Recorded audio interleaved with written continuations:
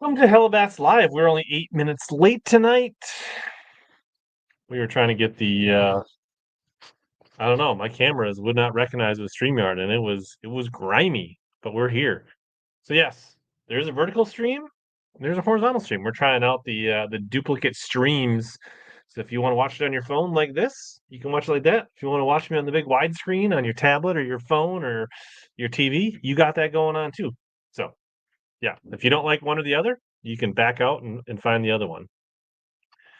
HellaBass Live, presented by Arsenal Fishing and boosted by Faros Lithium. As always, codes down in the description if you want to help out, support the companies that support us. What's up, BBC?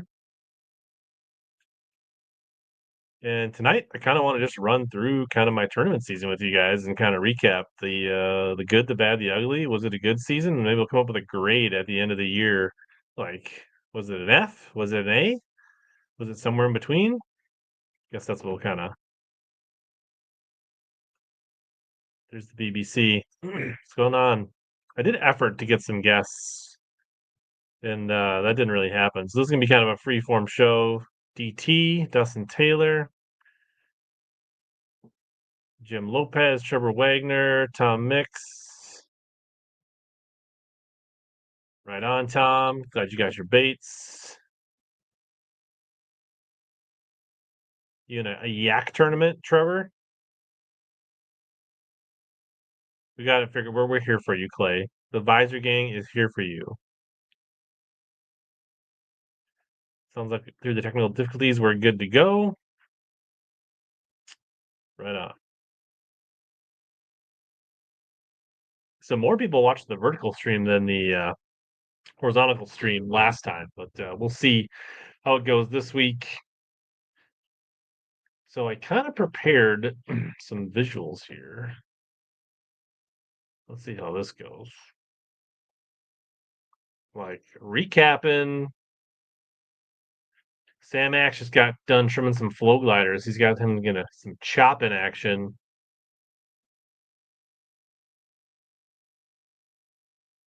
I think I saw your comment, Frank. Something about being on time. Precisely at 9:30ish. What's up, Yo-Yo Jermaine? Got a bunch of OGs hanging out tonight. Who likes spreadsheets? Ooh, that is really small on the old vertical. See if we can blow this up a little bit. There we go. All right. I did not fish a zillion tournaments. 1, 2, 3, 4, 5, 6, 7, 8 tournaments. Nope, there's one more in here. Just kidding. TBF semis. Addison chain.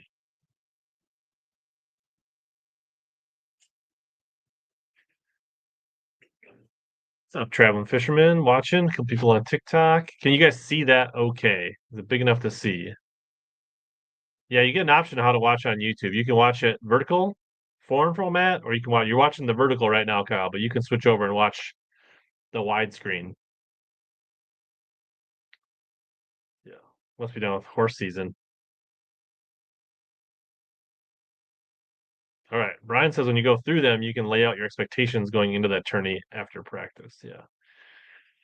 All right, so first tournament of the year, the St. Jude. We got in about 6 weeks beforehand. The field size was 97 people. Expectations for this tournament was really to raise a pile of money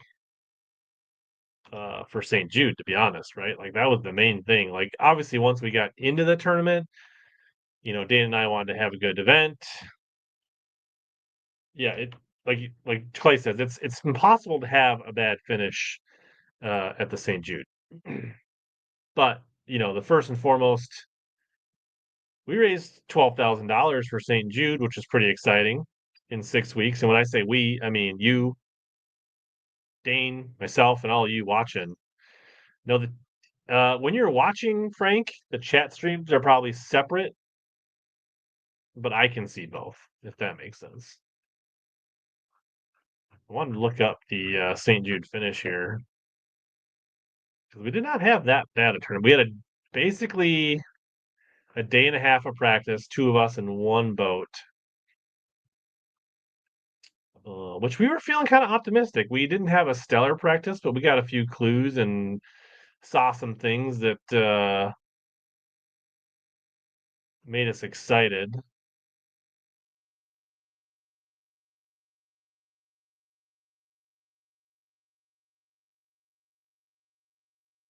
All right, we finished 1/3. $0 win. Yeah, the St. Jude was a lot of fun. Like I said, we raised 12,000. Great event. Big day to come back. Learned a lot. I'm pretty happy with the St. Jude. You know, $12,000 in 6 weeks. First time ever fishing it. I give it like at least a solid B plus. uh, we all came together, raised a lot of money. I mean, I think to win a tournament you got to have an A, but pretty close, about as close to an A as you can get without actually winning the tournament.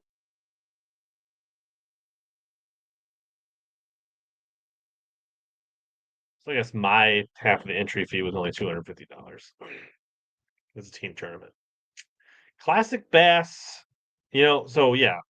After our practice, we were optimistic that we could have a good tournament there. Um, but we didn't put a lot of expectations on ourselves. We were pretty stoked to raise the money, and everything else was kind of great. We were kind of there to take on the event. Now this year, we want to raise more money, have a bigger year, do bigger things, but in the end, we hope to be even a little more competitive. But in the end, like it's still about the kids for sure. So classic bass Vermilion, $1,000 entry fee. Did have mostly a full practice. I got up there like a half day Friday, so instead of 3.5 days of practice, I basically had 3 days of practice. Felt pretty decent about that tournament going into practice. Thought if I executed well and made good decisions, I could compete in that event.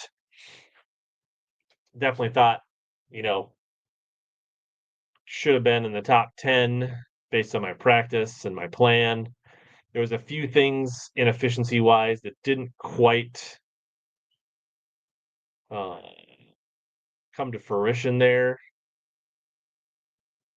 And I mean, we caught 73 keepers for 161 pounds, which was like a top 10 all time weight, but this was a record setting event. We finished 16th, uh, which was a good finish, and that was $2,000. So after that tournament, we were in the black from an entry fee standpoint, which is always nice. So overall, pretty happy. I kind of thought I should have been in the top 10, but at the top 10, the money really didn't change much until you got up in the top 5, 8. So, uh, I mean, it was the most exciting tournament of the year from a fish catching and pressure and all that kind of stuff. There was a couple things like I wish I would have. I'm fresh. Like the baby tube was a big player, and that in hindsight was a no brainer to be really efficient to catch fish. I did a lot of things right as far as like upsizing my line and my net and gluing on, elastomer type stuff on my net. And the stupid tube was really efficient, but still, I probably should have rigged more stupid tubes. And there was just a couple things I did not quite right in that tournament, but I did a lot of things right to put myself in the top of the field from an efficiency standpoint. So that was a ton of fun. Started the good year points wise. You know, cashed a check in the first event of the year. Yeah. Uh, I'm not sure if I'll ever catch 160 1 pounds at a classic bass event ever again. So, uh, there was a lot of people on the wrong side of that. So, so far that was good. TBF, Minnesota, Waconia. I want to say the interview was like 200, 250, something like that with fees. Uh,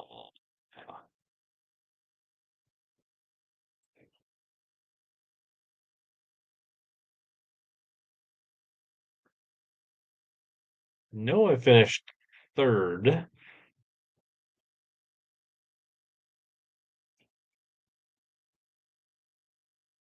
Don't, it wasn't a huge field. Kind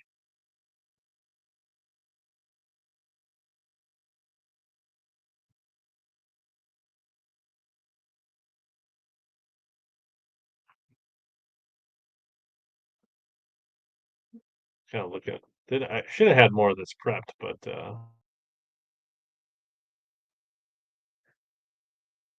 I finished third with 28.9 pounds.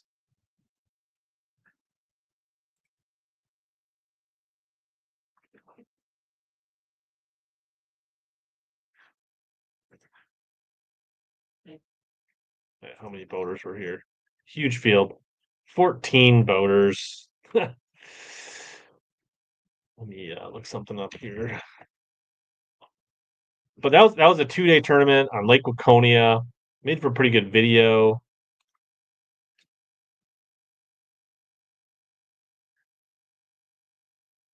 Had it okay. My practice really wasn't that good. Like, I for the results for that practice, pretty good to be honest. I wasn't catching a lot of fish, and I wasn't catching very many big fish in practice, to be honest. Um, so from that standpoint, it was a pretty good finish. Had some key bites in that tournament.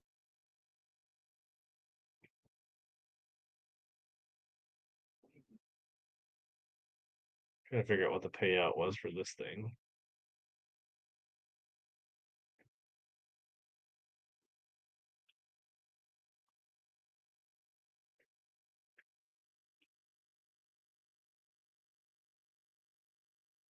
Dun, dun, dun.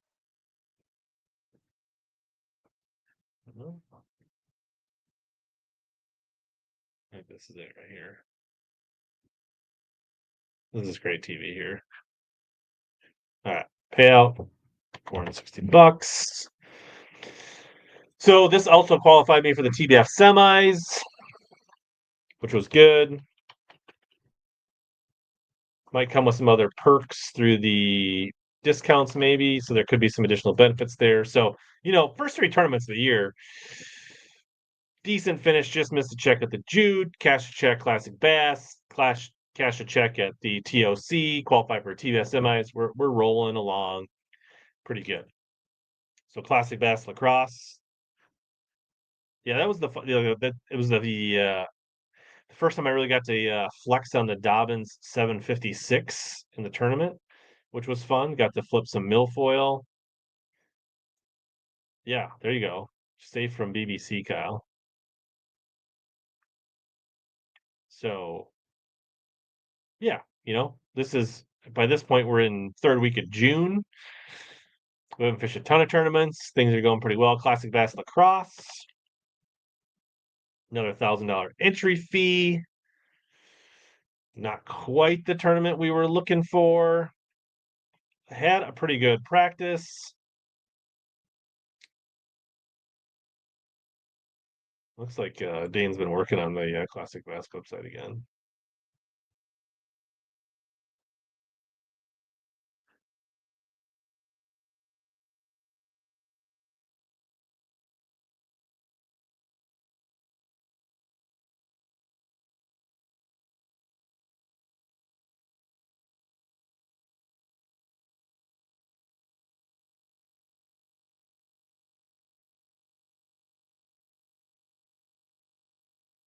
It wasn't a good finish. I don't remember exactly what it was.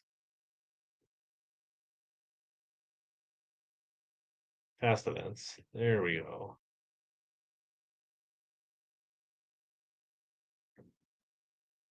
Boo, boo, boo. Let's see. We finished 42nd. Not good. Zero money.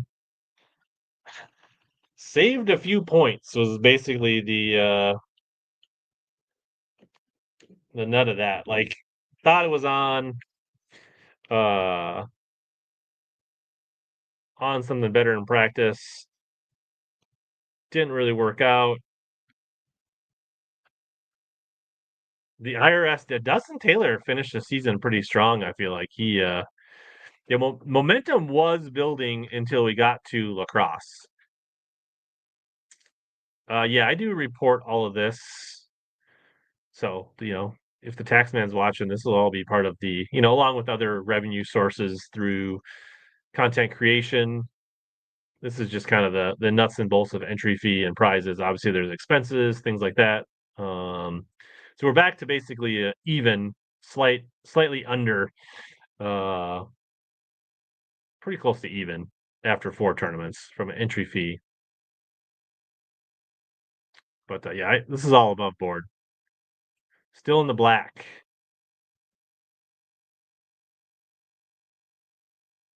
I mean, technically, I think we're $40 in the hole. We could have a right equals. No, we want to go.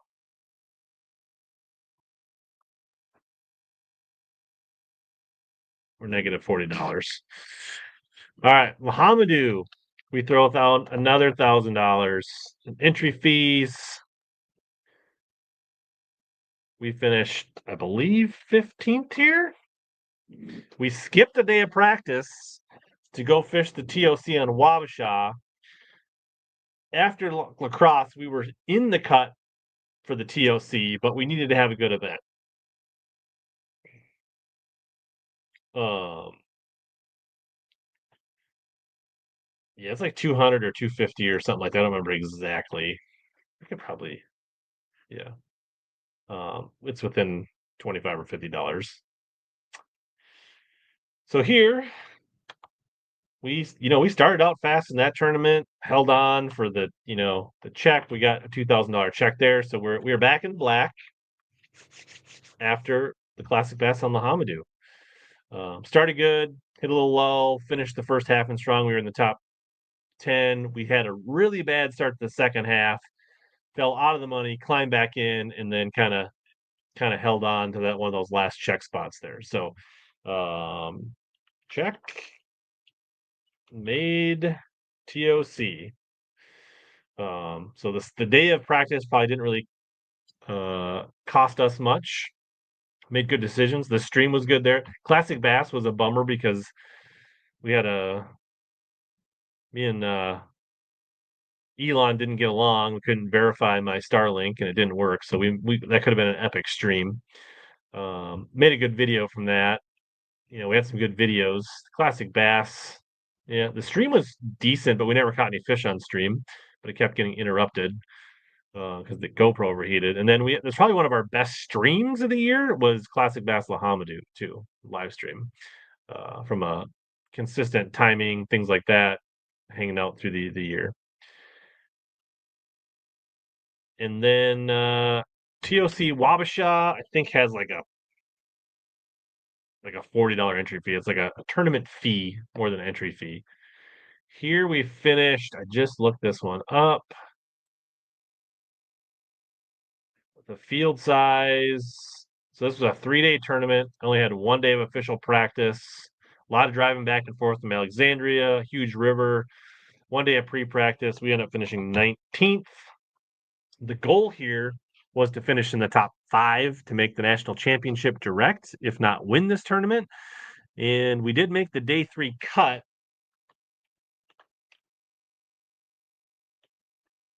But basically every day got a little worse. and zero money made. There's really not much money. You're really like trying to qualify for the national championship or an automatic qualification spot for the regionals qualifiers. None of that happened. But we're gonna get a win in one of these tournaments one of these days. Didn't stream that one because of, I didn't try to typically stream when I had a co-angler. I didn't feel like it's fair for them to have to try to walk around the Starlink on the back deck as a co-angler. All right, so championship classic bass, $0 entry fee, 33 boats. Winner, brand new Skeeter. They paid down 8 or 10 places. And the stream was not that great, and neither was my finish. Definitely statistically the worst finish in a long, long time for me. That is not a good one. $0. Epic fail. That one sucks. What's up, Baxter? Ryan? The locks were the locks weren't really a factor at nationals that much for me, Ryan, actually. Barges were there, but it was pretty smooth, to be honest. Not compared to some other tournaments I've been into. TBF semis, that's like another $200 or $250 tournament. Field size. I just saw this. Let me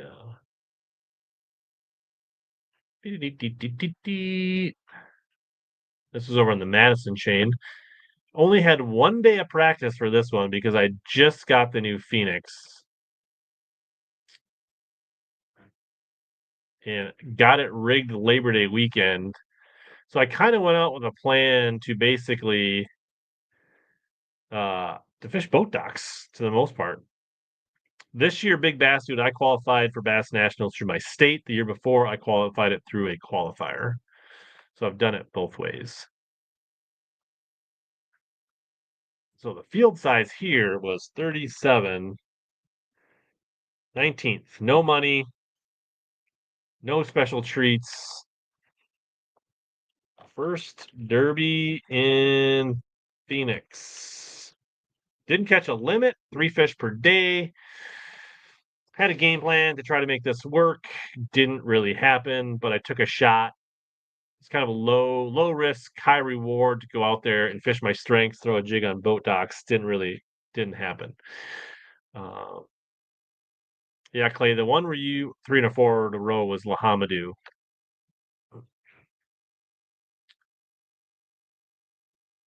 That was, I guess, the other thing. In the Classic Bass event, we skipped the graphing day to go pick up the new Phoenix. And I also missed almost a half a day of practice watching my daughter's soccer game, which maybe wasn't the best choice for the tournament, but is not something I regret because it was fun to watch her senior season. Yeah, we don't get those we only have 2 states. I don't know if you have 3 states, Dustin, but it's only Minnesota and Wisconsin. And Minnesota did not have but like 9 or 10 boaters. All right.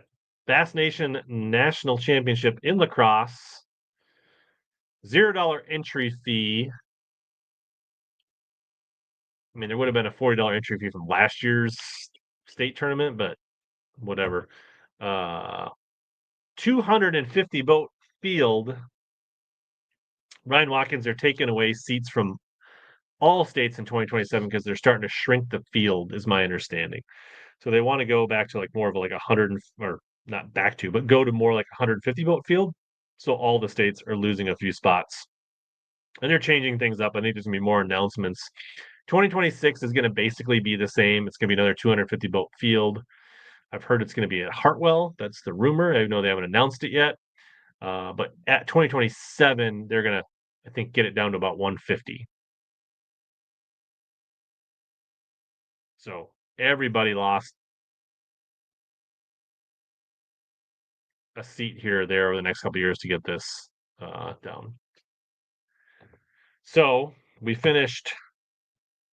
So we started day 1 in like 26th. Day 2, we moved up to 20th. Day 3, fog delay, 4 hours. We fell to 30th. So we went from $1,000 check to $2,000 check, but landed on $1,000 check.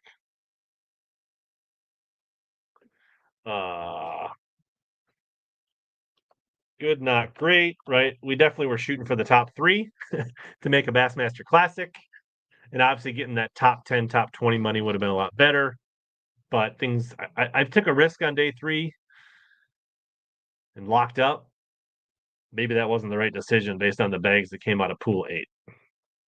So, entry fees alone, 1,670 bucks profit, which is better than I'm guessing a lot of people that fish whatever was that 9 tournaments in a year. My expenses weren't terribly high. Like we camped at the Jude. I had a place to stay at Classic Bass.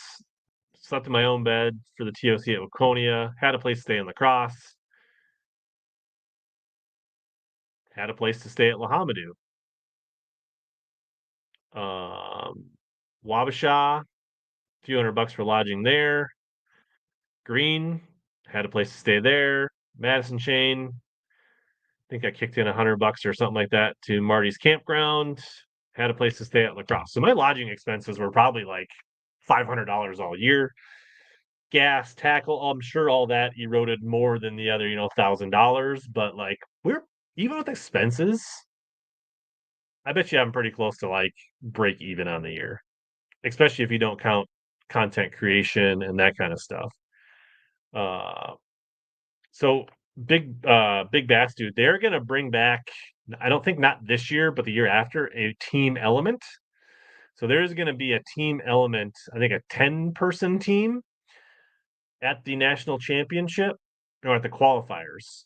And so I think the way they're going to do it, my understanding, and obviously you have to wait till they come out, but they're going to have like, the states are going to send their 10-person team, and there's going to be like a mini tournament for each state. The top person in that 10-person team, even if they finish like 30th, is going to go to the national championship. But then also anybody that finishes in the top 20 or whatever at that regional or 15 or whatever the number is. So there's going to be a couple different ways to make it through the qualifier, and there will be a team element. I don't know if there's going to be team prizes and that kind of stuff, but there is going to be a way that each state is going to get one of their people from their top 10 to the national championship, is kind of my understanding.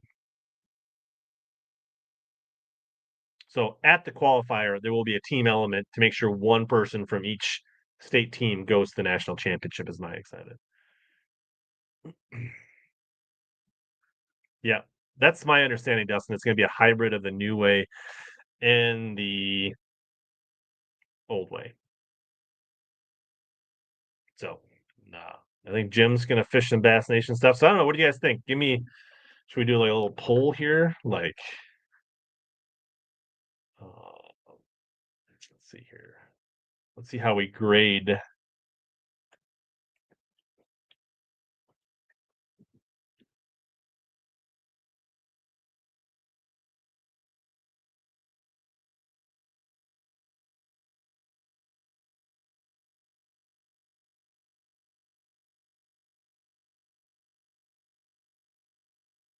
Start a little poll. See what the fans say. I don't know if this is only gonna show up. I don't know if this shows up on both the wide and the narrow screen, or only on the wide screen. Uh, You can, if you're on one of the ones that doesn't have it, like Facebook or TikTok or wherever, you can just drop it in the chat. How would you grade the season? Basically, I fished 9 tournaments, and entry fee versus prize, $1,670 in the black. Expenses were kind of low. It probably was about a wash. So that's kind of the David says, can you think of your top bait of the year? I haven't done that analysis because typically I will do a video on that. And you should go back and kind of like reskim my videos and kind of do like a statistical analysis. Um, Corbin, I do fish a decent amount of Faribault, Waterville area. I've done some streams there. But so like early in the year, St. Jude and Classic Bass, the Stupid Tube definitely was like a main player. The jig stepped up to the plate at Waconia. Got some chatterbait fish going there. The finesse jig played at the St. Jude. Caught some milfoil flipping fish at Waconia. Classic bass. The stupid tube was my best bait, even though it was a terrible tournament. Lahamadou, the jig played again, both my flipping jig and AJ's finesse jig, and a couple fish and a chatterbait. So that was jig heavy. A couple Senko fish. TOC Wabasha was frog heavy, and also stupid tube. Classic Bass Championship green. I didn't catch enough fish to matter, but mostly a jig there. Almost all fish came on a jig, if not all fish. I think I caught one frogfish at the Madison chain, but that was almost jig. And then the Bass Nation and lacrosse was 5-inch Al Dangerous swim bait, a little lipless crankbait, and a chatterbait, and a wiggle wart. So kind of thinking through that, the stupid tube and the jig were the two biggest players of the year.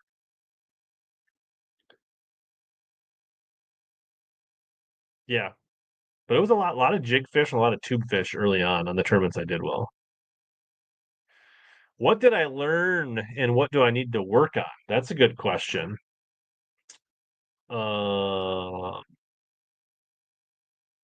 See the results here. So about 58% of the people give me a B, about 17 gave me an A, C, 25. Nobody gave me a failing grade, a D or an F. Uh, so basically 75% of you saying it was like an A to a B season. I think an A is a little, I think you got to pop a win to have an A tournament. Like if I would have popped like one win on a classic bass or something like that, I think, or won the state tournament, I would have given myself an A. But I think a B is a fairly fair grade, and then you could argue is it B minus, whatever. But I've never used the Hush Frog.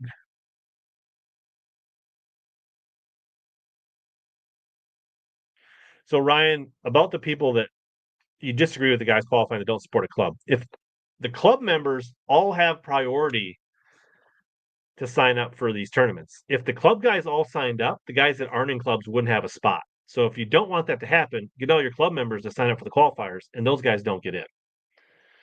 So that's my thought. The devil's advocate on that. What did I learn, Jim?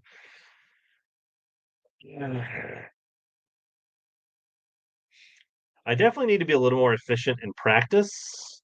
Sometimes I get a little too bogged down, too slow in areas. I could do more research on events and be more prepared with a more solid game plan to be efficient. And I've learned that I definitely hate Green Lake.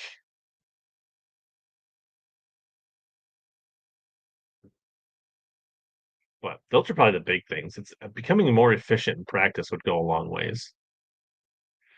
What would I do differently if I could replay the year? St. Jude, there's a couple small micro decisions about how we fished day 2 and some spawning fish we came in on late that day. Hindsight, we could have shuffled through things faster and maybe had a crack at a couple more fish. Classic Bass Vermilion, there's a couple, and I have like a whole deep dive on the Classic Bass tournament recap about.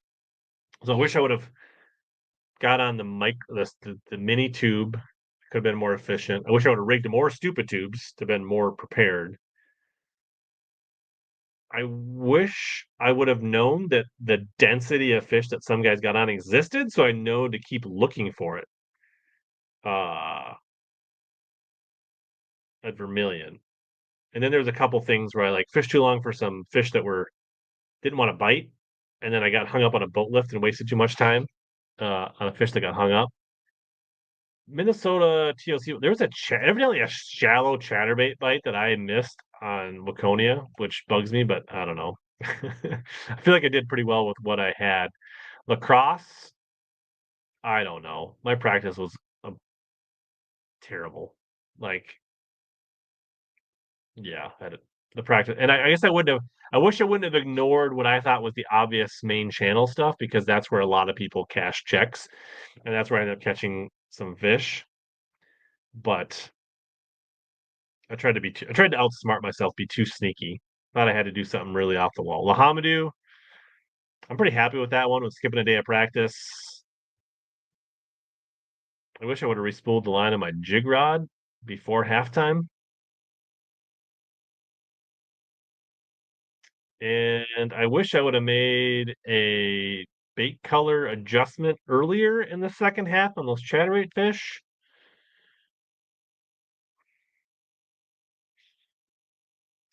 Bass Nation, again, practice could have been more efficient. I don't know. I just didn't have enough time to really dial that one in. It's hard to get around the river efficiently and just try stuff.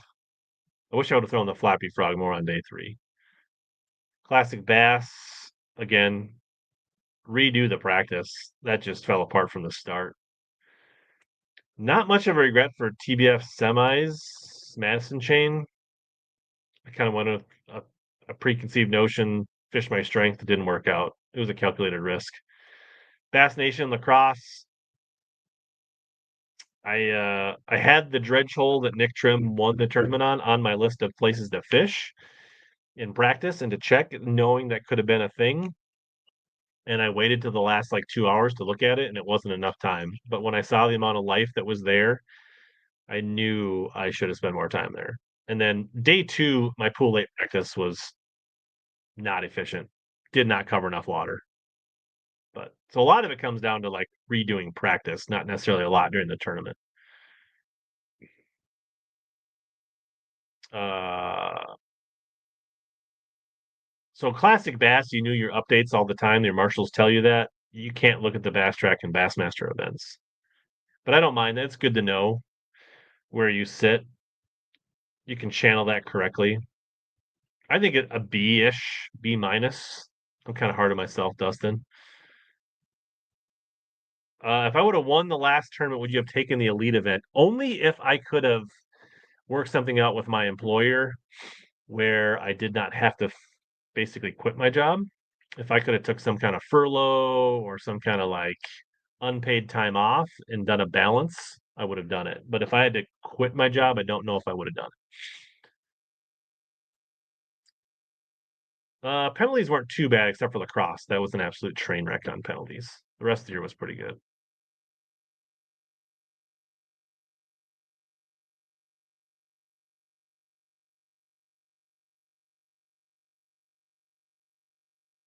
The wet dog smell, which turn are you talking about? Elites? The what I'm fishing, bass, like what lower entry fee and lower penalty increased participation still provide. I guess depends on what format or what circuit you're talking about. Ugh. But yeah, there's my kind of analysis. Maybe do a standalone video on this. But any other questions on tournaments? Let's spool up some more questions and let's take a quick 1 minute break and come back. Are you ready to reel in your next home purchase or refinance? Supreme Lending's Dream Team can help the entire mortgage process from pre-qualification to closing. We have a wide variety of home loan programs in our tackle box, including down payment assistance and first-time homebuyer options. You can ask HellaBass. He trusted us to help finance his home. Contact the Dream Team today by searching Supreme Lending Dream Team or click the link below in the description or scan the QR code on your screen.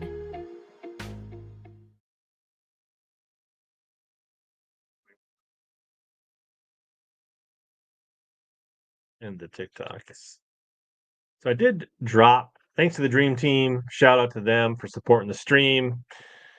If you're in the market to refi, get yourself a new home, build yourself a new garage, give my boy Aaron Digas a call for supporting the show. Give him a shot. Also, I put a link in the chat if anybody wants to join. Kind of do, we can do that. So, open invite to anybody that wants to come in, ask a question, or join the show. all tournaments seem kind of risky to me, but I'm pretty conservative. Yeah, like bass fishing tournaments, don't get me wrong, they're basically high stakes gambling or low stakes, depending on the level, but it is basically gambling.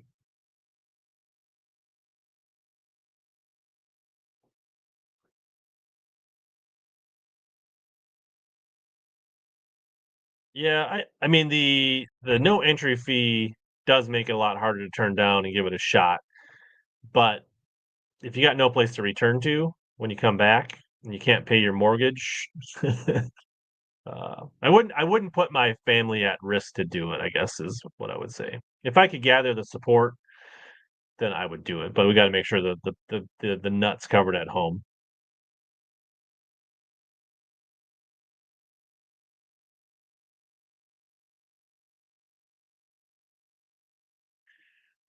This year I did not fish any weeknight turbies, derbies, JJ. Sometimes I would sub for Sobe on his Tuesday night, but he usually would call me when he'd have to miss it for classic bass, and I was fishing classic bass this year. So with the classic bass events being on Tuesday, that took out the Tuesday weeknight unless you had like a sub rotation set up. Getting more hours, do you think more hours, Brian asked, do you think more hours in FFS will help you next year or fish to strength? I mean, honestly, if forward facing sonar went away, it'd be better for me. I'm still trying to get better at it and make sure I learn it. But, in the tournaments, like St. Jude, zero fish caught on scope. I mean, there might have been fish that I made a better cast to a structural element and made a more efficient cast, but as far as seeing the fish, St. Jude, zero fish. Classic bass for a million. Probably four or five fish in the second half that I caught in perspective mode. Uh, so that it played a little bit there. Waconia, zero fish on scope. Lacrosse, zero fish on scope. Lahamadou,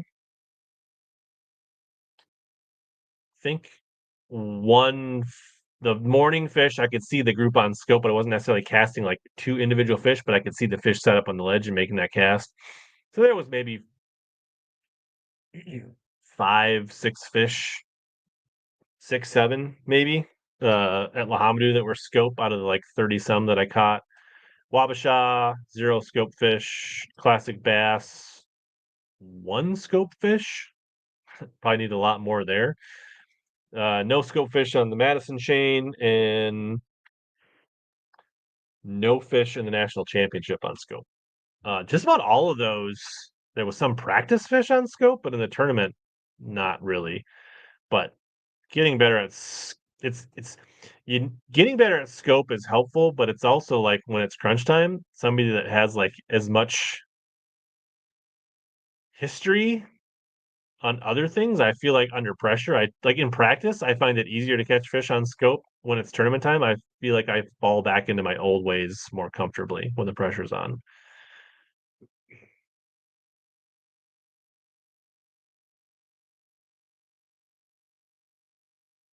There you go. Become a country singer.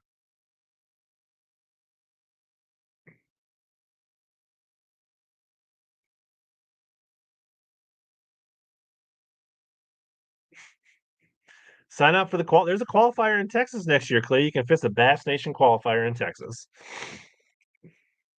$400. It's all it really takes to give yourself a carrot, a chip and a chair and a chance is $400 and fish one qualifier a year. Or fish your state 2000 Texas. What's up, AJ? We were just talking about how many fish I caught on stupid tubes and finesse jigs and wiggle warts this year from horseshoe tackle.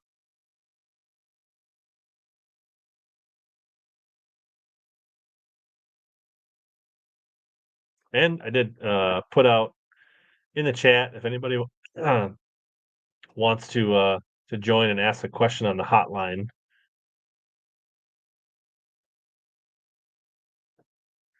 So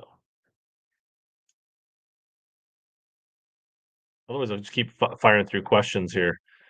Michael Bradley out of the entire season, if you get one do-over, which would you choose? I guess the obvious thing here, if I could do a do-over, it would be the national championship, and because that one is one of the biggest upside, right? Uh, and I was like skill set, knowledge, my finish, right? Like I finished 20 or 30th out of 250 guys. So like I was, and then like, I could have won a boat at the classic bass, but I was 31st out of 33rd. I was like not in it. So yeah, I would definitely want to redo the national championship to get a shot at the classic.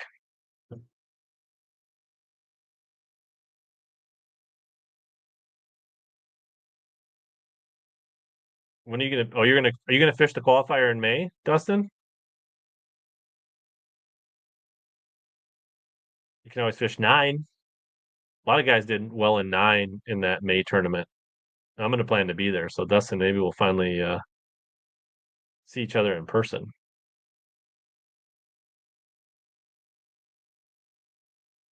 It's a love hate, Clay. Secretly, you love him. Just the color that I caught the most derby fish is a custom painted Nebraska craw that AJ does. So it's an OG wart. I don't have one handy, but I should be able to pull it up. You got some Nebraska craws in a different crank, don't you, on the website, AJ?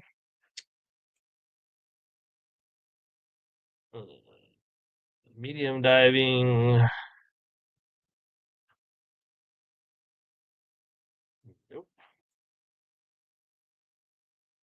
DT6. I bet you have them in a rock crawler. There we go.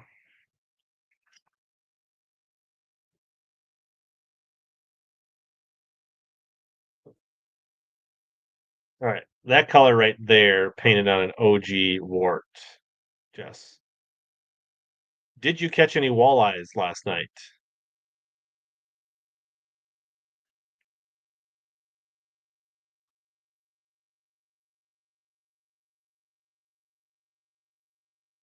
Yeah, there you go.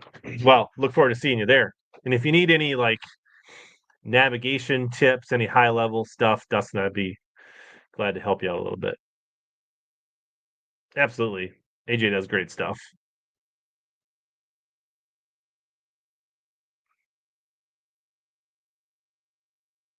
Yeah. Clay definitely has them. Like he's figured out a way to start Ben, and I don't know. We'll see who retires and who doesn't. You may not have to see him on the elites, Clay. And how do you know about these? If you don't watch these videos, they don't show up in your algorithm. So that means you're watching, Clay.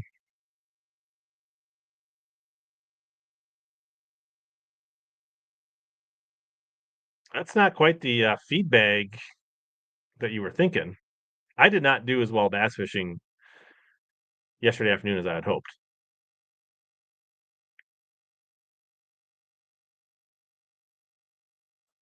Yeah, Clay's probably the one doing the modified flow guides for Ben, I bet.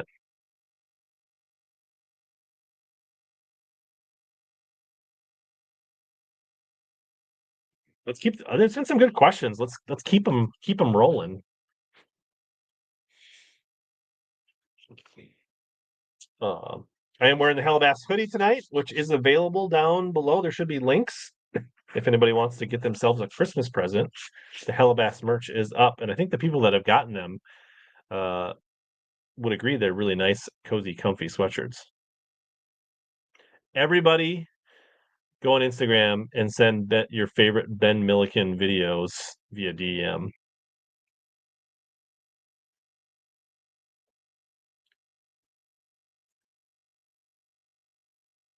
Tube heads are all in stock. Best stupid tube heads in the game. I gave one to my co-angler and he caught one of his keepers on day 3.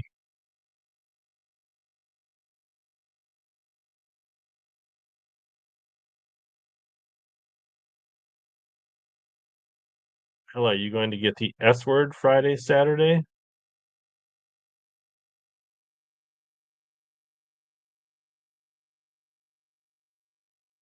I don't know if I know what the S word is.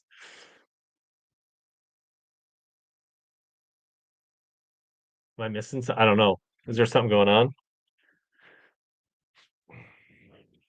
You're gonna have to give me a little more. I might be dense today, Dustin. Favorite tube brand. I use a lot of the X-Zone tubes on the stupid tube, and also the coffee tubes are the ones that I would say readily available. Oh, the snow. I don't know. I haven't looked that far ahead. Kind of. There's one. Aaron, Dream Team guy. We had talked about going up to Mille Lacs, but we'll see. He's in Florida all week. We'll see if it comes together. Uh, the Phoenix has been good. I feel like getting so late in the year, just kind of figuring it out. Like I finally figured out how to get it to run like 70. I had my jack plate way too low with the bobs and the Yamaha, so I still don't think I have the right prop, but it'll be a next year problem. But yeah, it's been good. I feel like it holds a lot of stuff. Um,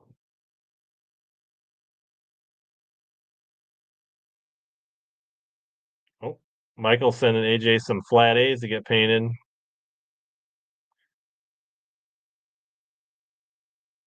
Ah, the Yamaha's been good. No problems. Doesn't sound as cool as the Merc, but getting to weigh in is cool.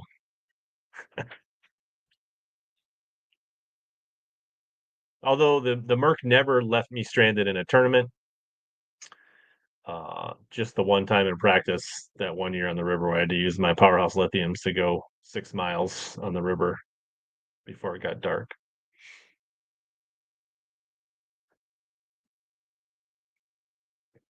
I feel like the Yamaha's got a lot of like whole shot mid-range torque. All right, we've got somebody on the HellaBass hotline. What? JJ, What's going on? is this Jim? Yeah. What's it Right say? on. It's JJ. JJ. It's probably the That's supposed to AI. be JIM, not that's an autocorrect. Yeah, that's an This is the auto. one and only Jim G. Lopez. Yeah. What's going on? Sitting in the boat? Yeah, sitting in the boat, airing out the joint. Did you get wet fishing this weekend or what? Last weekend it took on some water. It was a little windy out over here in the Colorado region. Right on. Yeah, so no, just put the fans on and everything and air it out pretty much. There you go. So, being in Colorado, how far you are from the promised land in Idaho where the giant smallmouth live? Oh, that's pretty far, probably about 15, 16 hours. That's not Yeah. close. No, it's not close, but Colorado's got some pretty good bass fishing. We go to pretty much like the same lakes like everybody else does, but like the Bass Nation stuff, you have to travel. You like I think Possum Kingdom was 12 hours, I think it was. That's in Texas or is that in Colorado? That's Texas, Possum Yeah. Kingdom. Yeah, and then the Oklahoma one on Arkansas River, that was 16 hours. I mean, I'm only 21 hours. I'm almost as close as you are. Oh yeah. Hmm. I guess So you're more south. Colorado's more south than I realized. uh Colorado's west. I don't know. Yeah, so You that's know, one thing. Like, I feel like I talked to Adam Deacon, used to be in Colorado, yeah, and it's like there's not a lot of tournaments in Colorado for Colorado. yeah, no, not really. We the best lakes are out of state, like Kansas, you have an Ogallala, you have McConaughey, you have that, and then there is Cedar Bluff in Kansas. That's a great lake. And then you know we go south of Colorado to New Mexico. Those are some good lakes. And then we try to keep it as close as possible. 6 hours. We try to keep Pretty it much every time you fish a tournament, it's like 6 to 8 hours away. six to four. And then if we go anywhere like for Bass Nation, it's about 14 hours.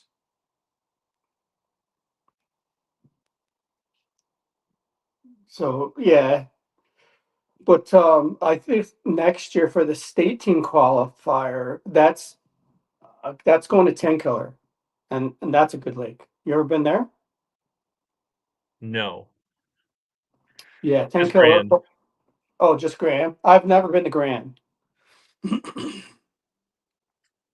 but So, and you're not close enough to have any of the. You don't do any of the one bass stuff where you are either. oh no, that's too far for me. Okay. Um, you have to travel over the mountain, or you can just take the straight route south. But I hear it's better to go over the mountain and then south, from what Because people have most of been those, telling. Nevada, Arizona, California. Yeah, exactly. So, but yeah, with the Bass Nation stuff, I seen it on Toledo Bend. Yep. So, we're me and a couple guys are, you know, planning on doing that. Yeah, it's a great event. Like they run a really good tournament. So even, win, lose or draw, I think experiencing one of those like 200, 150, 200 boat tournaments well run, it's like you basically get to experience a Bassmaster Open uh type feel event and kind of see what it's all about. So, Yeah, when we did the Oklahoma one in Arkansas River, that was I think it was like 210 boats, yep.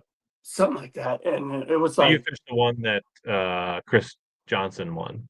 yep, yeah, he Okay. was there.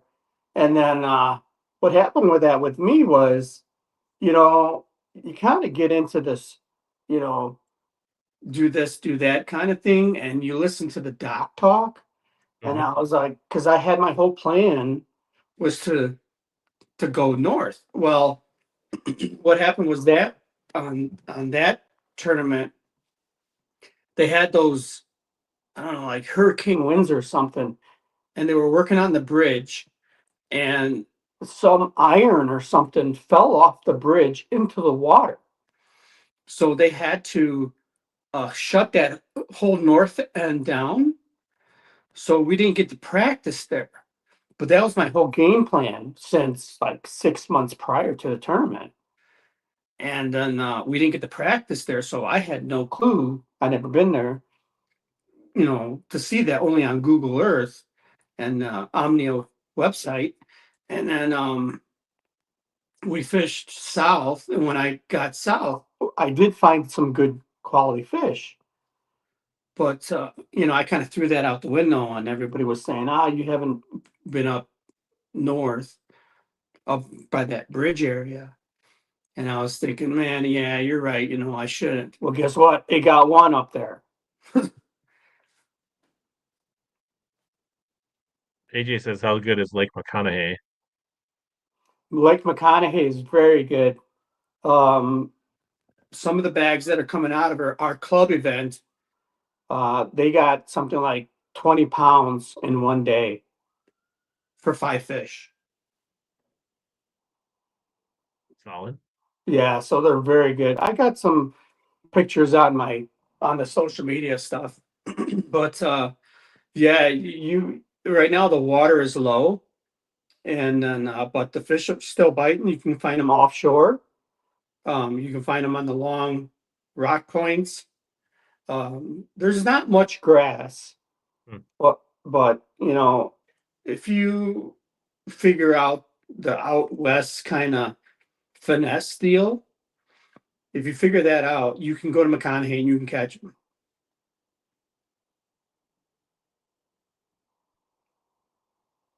Right on. Hmm. Cool. Well, how'd your tournament season go? High level. Well, I didn't get a chance to fish the Bass Nation this year, but I fished a lot of local events and some out of town, and I did a lot better because this is my fifth year fishing here in Colorado. Because the finesse game is Mhm. very much different than the Midwest. Because I'm originally from Illinois, Wisconsin area, Sure. so all we fished over there was like 10, 15, 20, 65 pound line. Here, Yes. you got to fish 6 pound, Mhm.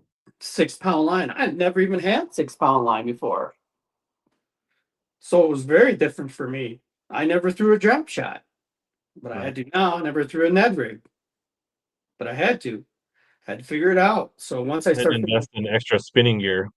oh yeah, you got to have more spinning gear. But once you figure that out, then you can go to different lakes and break that down. And then once you're from the Midwest area, and then when you come across like grass and like weeds, arrowheads, and stuff like that, then now that stuff, it like brings that light bulb on, and you're like, oh yeah, I like seeing this, and this is what I'm looking for.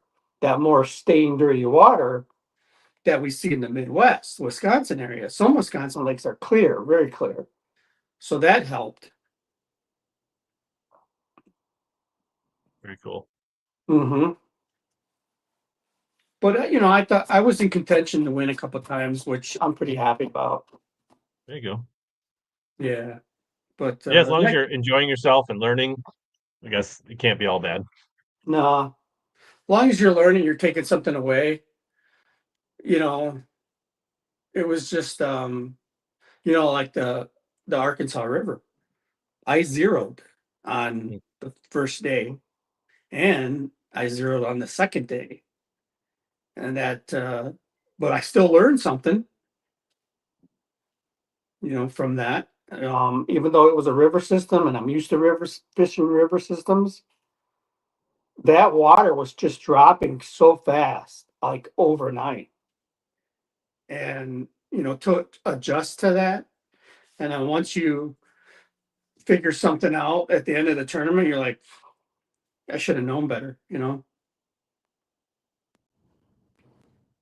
Sometimes you learn the most from the bad events. Oh yeah, I do. I kept telling myself that, what am I taking away from this, from this event? And then you do learn, and it does humble you for sure. And you just try to take something away, just one thing, and then you'll continue to learn from there. Because if you just stay hard headed and you're not open minded, that's gonna really set you back.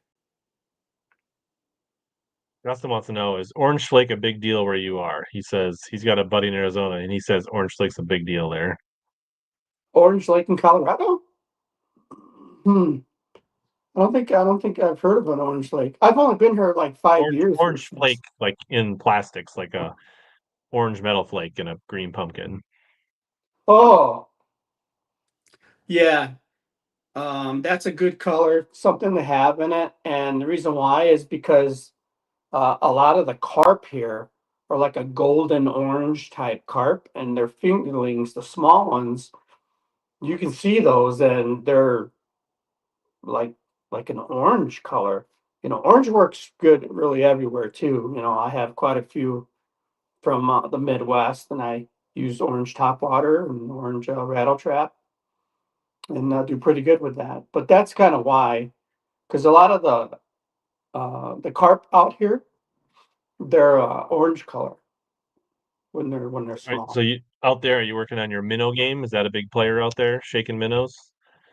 Well, I do. I hang them in all because I still have 2D.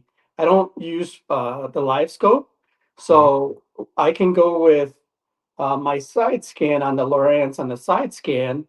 And once I see them in certain areas, you watch for shadows and the side scan to see how high they are.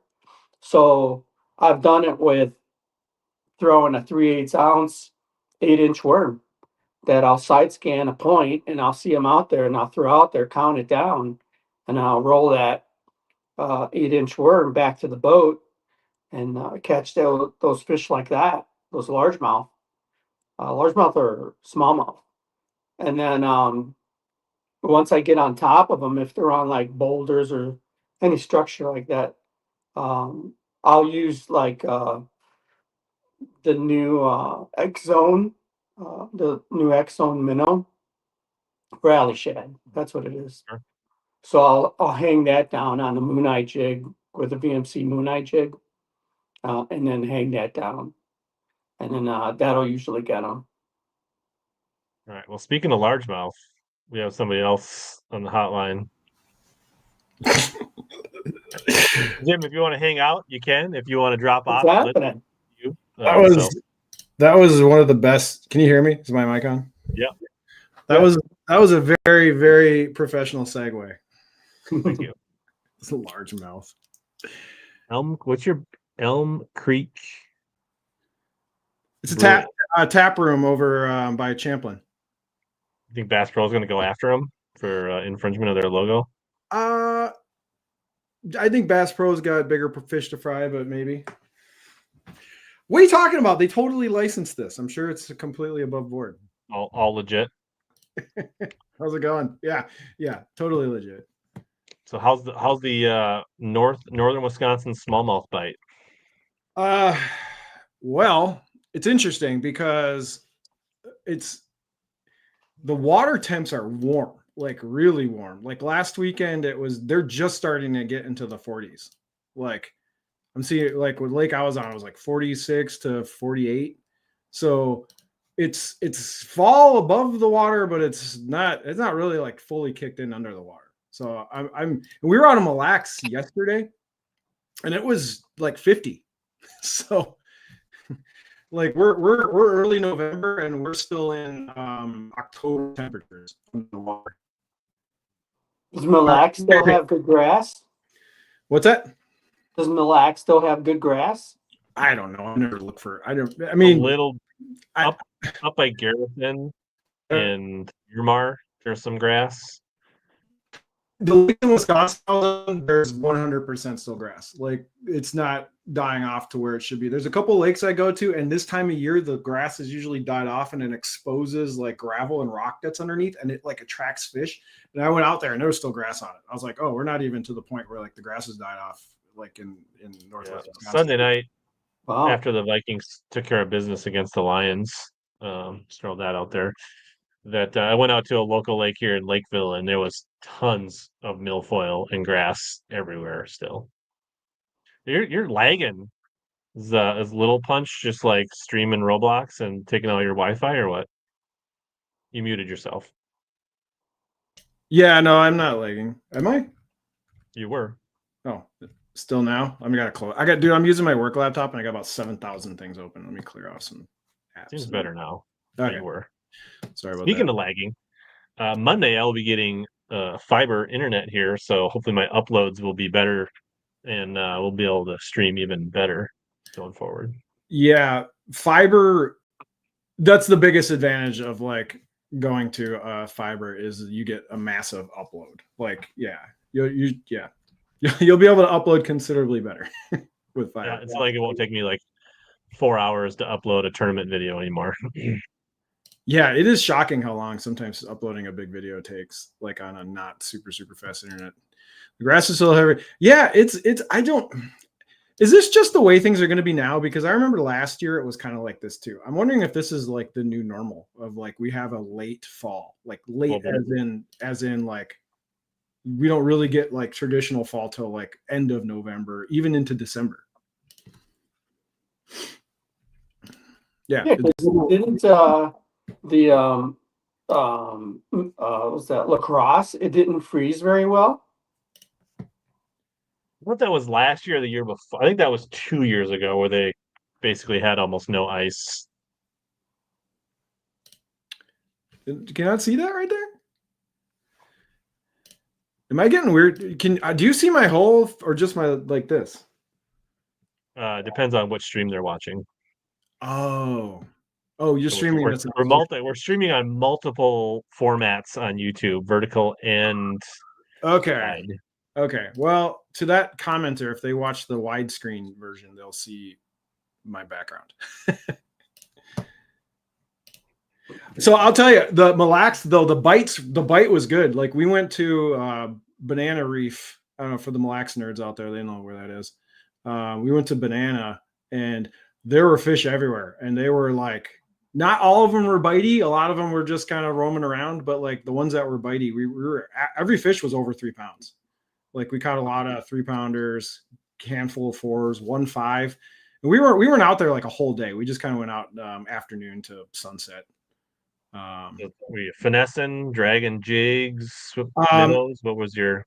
So my go-to is just fan casting a 3-inch spark shad with a 1/4 ounce, letting it get down the bottom, and then just kind of dragging it, not even like really, just kind of letting it slide across the rocks. Got a few doing that. Absolutely scoped a few on Sakamata, which that was the bigger fish came off that. Shocking, right? Like all the smaller fish. 6-inch. 5, always a 5. No, they didn't have no problem biting a 5. Like through the 5 in front of their face, they would come up and get it. And we caught Ned rig. Just like I saw some rock piles. I was like, there's some fish swimming around these rock piles. Just fired the Ned rig in there, let it sit on the bottom, and don't do too much to it. And got a couple of doing that too. So just got to bring a spinning pole out there right now. I was throwing a 1/2-inch. I'm sorry, a 1/4.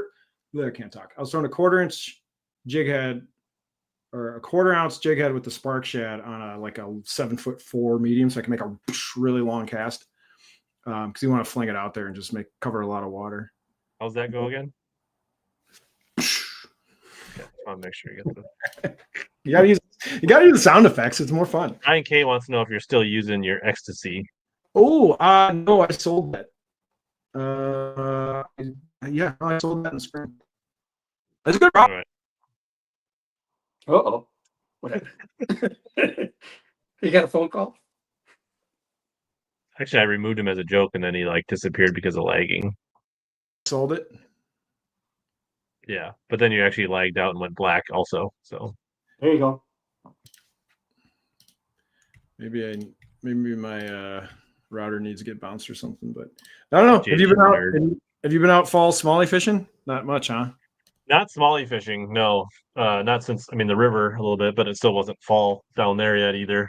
But yeah, hopefully maybe that'll be my next. I tried to do a last hurrah largie fishing yesterday, and it was uninspiring. Caught one nice fish on a glide bait. Water temps were 49 to 50. Caught some fish, but just not what I was hoping. Yeah, this time of year, I never have amazing largemouth days. I just pretty much stick to, what's really great fishing right now? Walleye. Walleyes are snapping. I've had the couple sessions I was out, even on Mille Lacs, we caught some big walleyes, but I've had a lot of fun walleye fishing right now. They're Are you using live bait or just artificials? Artificials. They eat the same stuff smallmouth. You can net them. Net actually is really good for walleye in the fall. I don't know why. Just a freaking little tickler, throw it into a walleye school, they'll bite it. Mm-hmm. Yeah, no, it's been mostly strolling, Ned. There's a fall bait for me this time of year is a dark sleeper, like the Megabass dark sleeper. Smallmouth go crazy for that thing this time of year, especially up shallow. Mm. We've been catching a lot of largemouth. It's been a good largemouth fall out here in Colorado. A lot of these lakes, they change so much from winter drawdown because of the runoff from the mountains. They draw them down so low, but it just seems like the largemouth are, being more active with this, the stuff that they're doing. I don't know why. When does so in Colorado, do the lakes freeze up significantly? Or I guess it depends where in Colorado, right? Colorado. Yeah, where I'm at, I'm more closer to Denver, and these lakes will freeze, but I can drive 2 hours south, right? And those lakes will freeze a little bit, but by noon they'll thaw out. So I fish until at least December, middle December, just before Christmas, and then they'll freeze, and then we can't get back on until the ice thaws. And I think it was like March 6th, I got on back on the water. March 6th. Well, plus like the higher the elevation, the more the lakes freeze, I think, right? Yeah, that's what I was, Yeah, yeah. So you can drive south, get to lower elevation, and actually find open water like in the middle of winter. If yeah, you were so inclined. exactly. That's cool. Mhm. The only place we can find open water up here is rivers, where there's Yeah, running water. well, yeah, where there's power plants, because the power plants pull the water in and they shoot out the warm water, and then it never freezes. And that's like basically the only open water around the metro area. Yeah, in Illinois, we had to go to Braidwood when I was in Illinois. That's a power plant lake. That was usually a pretty good lake. Let's see. Can you talk about how you work a dark sleeper? I have no luck with them. I mean, dark sleep, you just fish it like a jig. Same thing. Just throw it out, let it hit on the bottom. Yeah, fish it like a football. Yeah, fish it like a football jig. Like throw it out. And there are times you can slow roll it like a swim bait, I never do. but this time of year, definitely more of a football jig style, I think. Yeah, I fished a couple lakes where smallmouth in the fall pull up onto the banks because like these banks have a lot of grass, and like when it starts to die, the smallies go up into the. I think there might be crayfish up shallow. I don't know. They feed on something up there, and they start getting up shallow, and they love hanging around any docks that are still in, and they love hanging around any hard cover, so wood, any shallow rock, any docks. The smallies will hang out there for a little period before they go deeper to winter. And that's where the dark sleeper, you can just like skip dark sleepers around docks, any hard cover, because dark sleeper goes through stuff pretty well. It doesn't get hung up very much. But yeah, you just let it sit on the bottom, and I throw it out and I kind of drag it, like you said, Rich, like a football jig. I kind of drag it, hop it, fish it slow. Everything you got to do in the fall is slow, in my opinion. Like you can't fish too slow in the fall for like bottom contact stuff. Mm-hmm. In my opinion. Like fishing Ned rig, you don't got even got to shake it, just let it sit on the bottom. So how late do you keep your camper in? Like how of water do you typically fish in the fall? So my camper, I close it. So the campground closes. Well, the campground closes because they turn the water off and they blow out all the lines. So we don't have any water, and that kind of officially ends camper season. However, I'm a psycho, and I still go to my camper when I don't have running water. And I could keep that going as long as I want because I got propane, heat. Electricity is still hooked up, so I can run like a space heater or the electric fireplace. So, hey, point is, I can hang out in the camper as late into the season as I want, and I bring my boat with. So, yeah, it's how typically do you fish till like into the 30s, or when do you kind of stop going? I stop when the snow starts flying. When there's snow in the forecast, it's pretty much when I'll stop. I mean, there's a point where you get into like the high 30s where it's really miserable. They don't bite very well. They go deep, and then it's like, is it fun anymore? And there's a certain point where it literally stops being fun. You're like, okay, this is like work and not fun. Somewhere between 38 to 42 is kind of like where things tend to get a little tough. I agree. Once the water temperature has a 3 in it, it like you're working for a bite. Yeah, there's exceptions, but as a general rule, that's yeah. You're just gonna crawl something on the bottom real slow at that point. Swim bait or something. When they start moving out to their wintering spots, then they're in groups, but they don't typically eat. Like you can see them and you can like throw stuff at them, but they just are like they don't react really.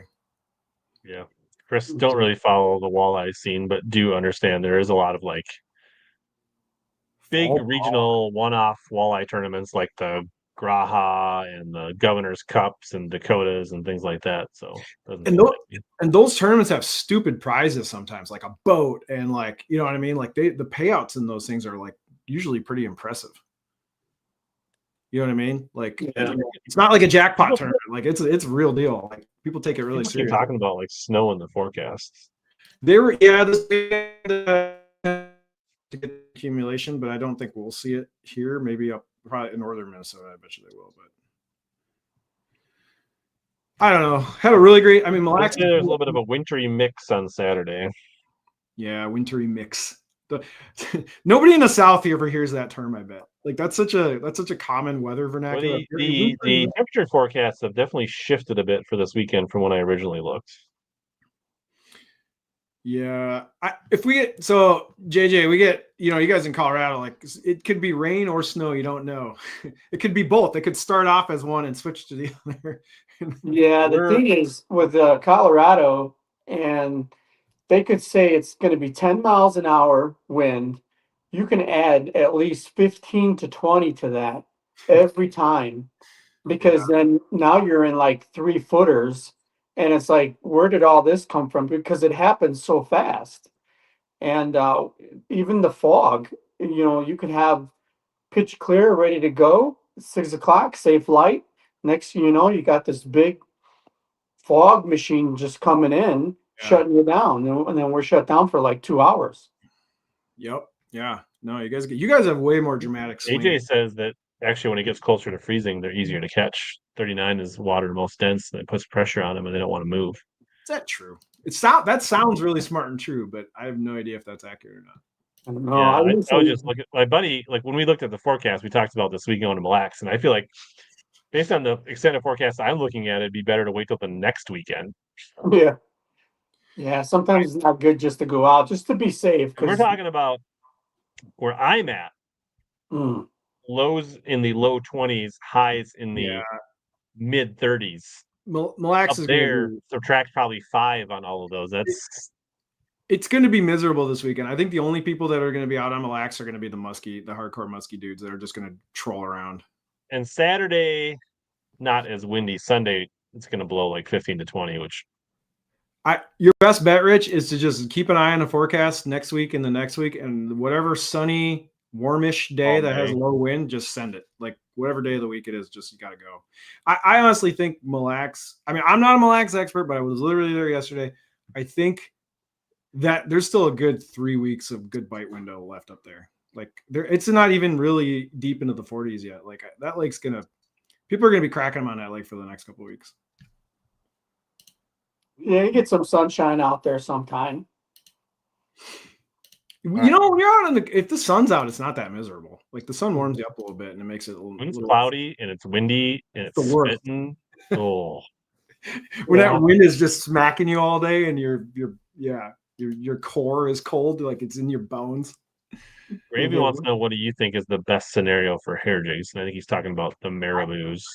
So I throw hair, but I'm a spring hair guy. Like right when ice is out, I have a hair jig tied on, and I usually have it on the deck if I'm out. If it's a smallmouth lake, I'm throwing it. I don't think I've ever caught a largemouth on a hair jig in my life. But I mean, like only when small. We're not talking like the mullets and the. No, yeah, but I mean, I've accidentally caught largemouth fishing smallmouth with hair jigs. But it's a spring lure for me, especially right after ice. Right after ice, for some reason, hair is amazing, and smallies will come up out of really deep water to eat it. It's crazy. Like I'll go to like a reef, and I'll be sitting kind of on the reef and throwing out into the deep, and that's where I'll get bit because I don't know what's going on. They just see it and they just go. Whoosh. I don't know how they pick up such a little tiny hair jig in deep water. Immediate post spawn through early summer when there's a mayfly hatch is kind of like the best time. Yeah, the mayfly hatches are weird because they just hatch whenever the hell they feel like it. Like you can't time it. It's just like, oh, today's a mayfly hatch. Cool. Like that's great. Josh Douglas says you throw hair till 4th of July. That's his rule. And I kind of go by the same thing. Like once 4th of July, once July kind of hits, the hair, they stop chasing the hair around as heavy as they do in the early spring. Have you played around with the Outcast Ned bug hair? I have one and it's really nice. Like it's well built.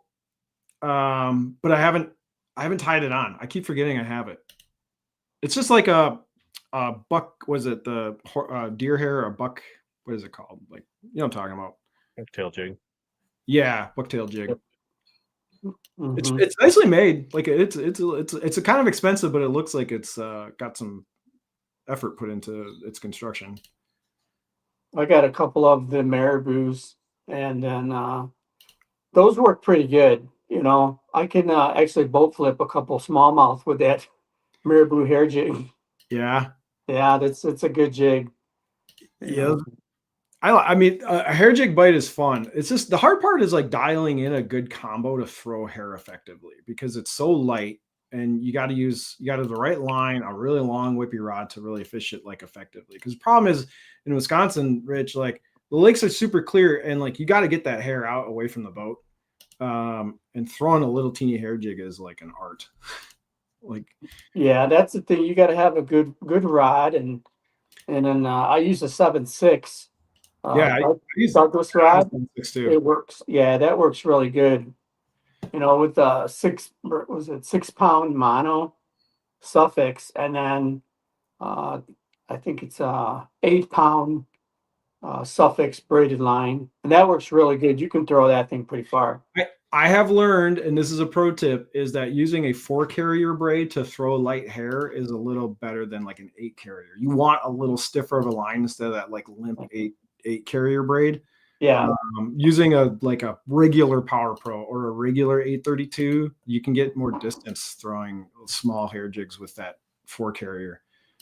Which people think, you got to have the bougie 8-carrier expensive stuff, but that actually I think limits. I think that stiffer line goes a little further. Mm-hmm. Yeah, I think you got to have a good reel, on it Big as reel. well. Yeah, really nice. I use a 4,000 now on my little hair jig setup. I use a 4,000 size reel with a 7.6 whippy ass rod. Wow, that's a big one. Well, you got bigger fish out there. Well, I just want the big spool to like just I think the big spool lets you throw more line. Because my whole thing with hair is I want the longest possible cast I can make. Like, yeah. You put a little chunk on that too. Oh yeah, always a little chunk of Senko or stickworm. Yeah. Yeah. I always bite off a little piece. I feel like this question, I have not perfected throwing hair jig deep, and I don't have the patience for it to drop that far in that deep of water. Like you throw it out and you're waiting for it to get down there. And a lot of like Mille Lacs and the lakes, I feel like we're fishing that. Like I said, there's other times a year to catch them, but spawn to 4th of July, that's more 5 to 15 foot type stuff. So that's where a lot of guys are throwing that. Yeah, the hair is really good shallow or like around reefs, around drop-offs, like where fish are coming from the wintering and starting to like start scoping around spawning areas. Like those are the kind of zones you want to chuck a hair jig around. Mm-hmm. But honestly, the hair jig bite is kind of boring. Like you just kind of throw it out, you let it sit there, you just reel it in real slow. Like it's not the most exciting. You rarely feel the bite. Yeah, it just loads up and then it's kind of like I'm either in weeds or I caught a stick or it's a bass. I'll find out here in a second. That's one thing nobody talks about is fishing hair jigs is mad boring. Like it is not a fun way to fish. So I got the bigger hair jig from Outcast. The chicken. That's a 3/4 ounce, and I throw those on deep rock piles. That's rich. That is a fun bite because they eat it like a chicken bite. Yeah, that's the chicken rig. Oh, Brian asks, are we doing the Christmas thing? Yeah, we got to do the mystery unboxing. It's a tradition. So yes, we will do that. It's usually more Black Friday-ish. Yeah. Black Friday-ish. But sometimes it's usually between the two, right? We do it around Thanksgiving. It's Thanksgiving adjacent. Yeah, it's usually a little closer to Thanksgiving, but sometimes right after. But yeah, we're gonna do it. It's fun. Dude, if I'm fishing smallmouth in 30 foot of water, I'm using a drop shot. Like that's when the drop shot's coming out. Yeah, how long do you like your leader when you go that deep? I make my leader basically the same all the time. I rarely change my leader length. I go probably about 12-ish inches. Yeah, that's what I do. If I'm casting far, then I'll bring it up higher because then the drop shot is like this when you're bringing it to the boat, and then I'll make the longer leader. Yeah. But if I'm just like pretty close, it's usually about 12 inches. Most of the time it's 12. Well, wait, you mean the full leader or the length from the hook to the weight?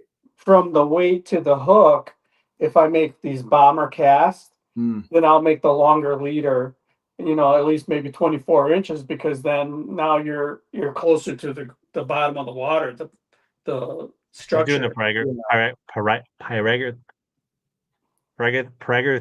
why can't I say that? Pythagorean theorem.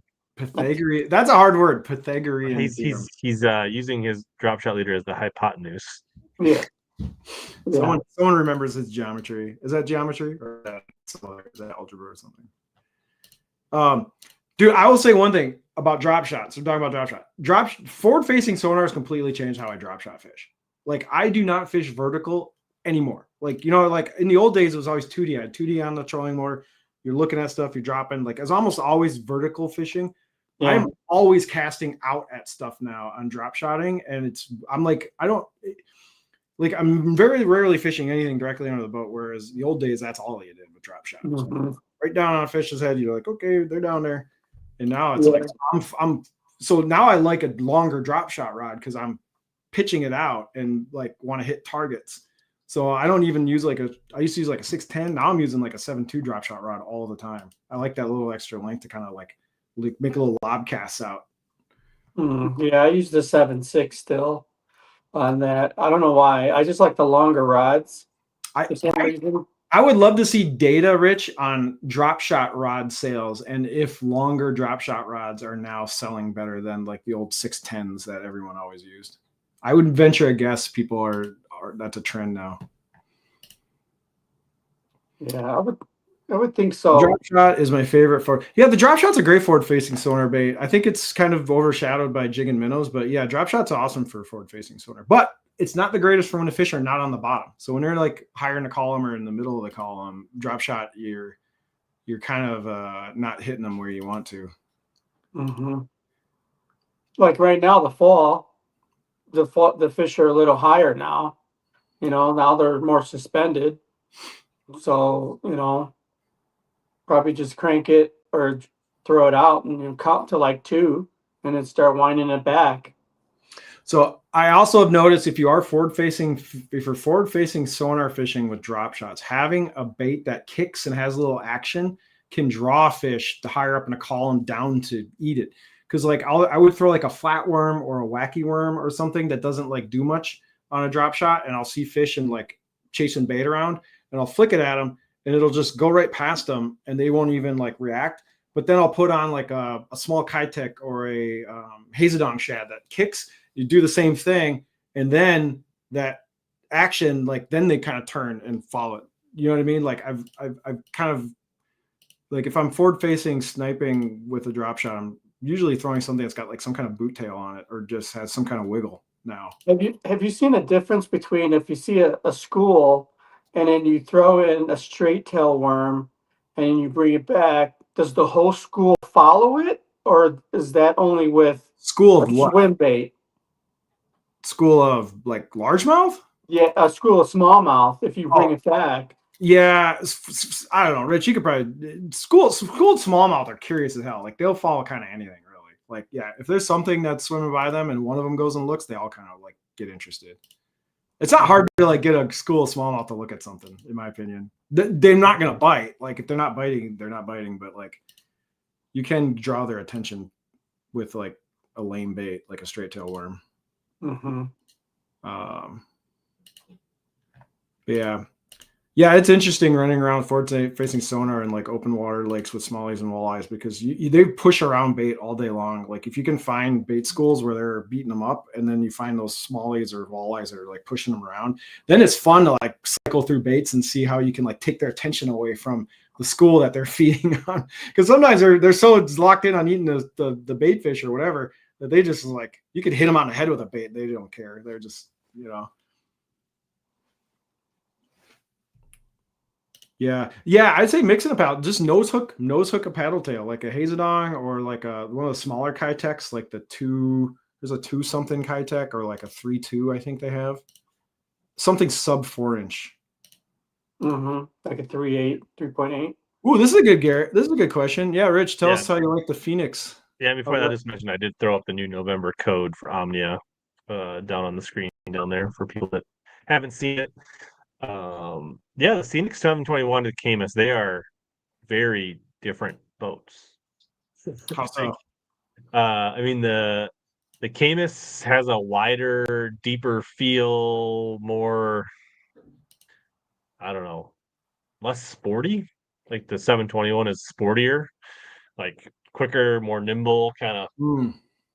And it Do you think is the like they both hull? have Is good it because rides. Like the Camus like absorbs the waves with like the center gas tank and the wide that like pushes waves to the side, and Hmm. the 721 like cuts through them. So it's a different experience, but they both provide a good experience, but it's different, if that makes sense. Do you like one or the other better, or are they just both good? I mean, I think the 721 is more fun to drive. Uh, it's a little more responsive. Hmm. Feels like it. Does the Phoenix, the 721, does it cut through the bigger waves different than the Camus? Yeah, like the Camus absorbs the waves, and the 721 like cuts through them. So Probably what about easier to get up on top of the waves and run them in the Yeah, Phoenix. yeah. Um, I'm enjoying the 720. I'm still like figuring it out. Like there's like the cooler is way better. The trailer's nicer. on I the do Phoenix? miss like having the padded front deck on everything, where I only have it like on the where I stand in the Phoenix. Uh, So here's a question: fit and finish. Like, which boat do you think is like better? Like, just on the little things here and there, like overall, like build quality wise. They both really both good, of or them like they were pretty good. I know some people said they had issues with their Camus. Mine was really solid. hmm.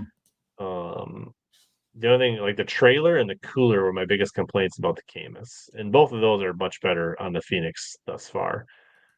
Is What the Um, did what? store the storage the same? they're similar.